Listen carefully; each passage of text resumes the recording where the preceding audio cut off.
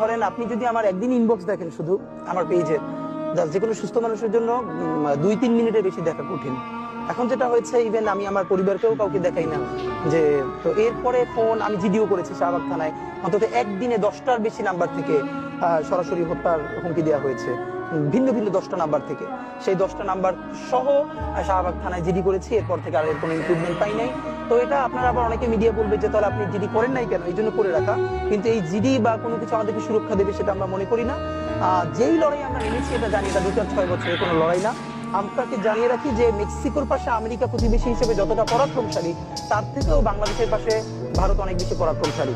সুতরাং এখানে আমরা একই সাথে অনেককে শত্রু বানিয়েছি, দখলদার দিল্লিকে বানিয়েছি, ফ্যাসিস্ট আওয়ামী লীগকে বানিয়েছি, আরো অনেক ঘরানাকে।